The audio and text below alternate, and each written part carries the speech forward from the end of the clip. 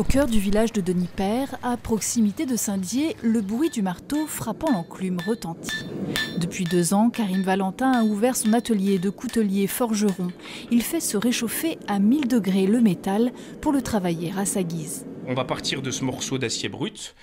On va ensuite forger une lame pour lui donner à peu près la forme finale. Et seulement par la suite, on va attaquer sur ma machine ce qu'on appelle les moutures pour enlever le surplus de matière, pour enlever toute la partie forge, pour arriver presque à un tranchant, quoi. C'est l'absence de routine qui motive cet ancien boucher. Une reconversion qui lui fait emboîter le pas de son grand-père, lui-même forgeron en son temps, à Ban-sur-Meurthe-Clefcy. Chasseur à l'arc, il s'est un jour intéressé à la fabrication d'un couteau pour gibier. Et à force de regarder des vidéos de fabrication, un jour je me suis dit tiens, pourquoi j'essaierais pas de m'en faire un? Et je m'en suis fait un, et après tous les copains m'en ont demandé un, et puis après on m'en a demandé un peu partout dans les Vosges, alors il a fallu que je me mette en micro-entreprise. Et puis voilà, de fil en aiguille, c'est devenu mon métier à plein temps. Son carnet de commandes est même rempli 1 an à l'avance pour une clientèle internationale.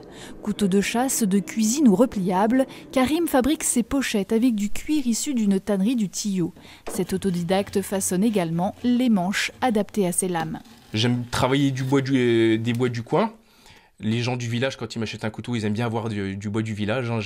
J'ai eu la chance de récupérer un magnifique noyer, du noyer de Denipaire. Alors les gens sont super contents quand ils ont un couteau avec du noyer de Denipaire. Quant à l'acier, le cours s'est envolé, prenant 30% en 1 an. Un alliage fer-carbone pourtant indispensable et qui, pour son usage spécifique, provient principalement de Russie. On peut dire que ça a évolué au niveau des aciers. Alors dans le temps, on faisait déjà de très bons aciers, mais maintenant on fait des aciers qui sont hyper pointus. Avant dans le temps, c'était compliqué d'avoir un acier qui pouvait allier dureté et souplesse. Alors généralement, on faisait 2 couteaux différents. Pour un couteau de chasse basique, il faut compter 2 à 3 jours de travail. Des tranchants qui peuvent coûter jusqu'à 1 000 € l'unité.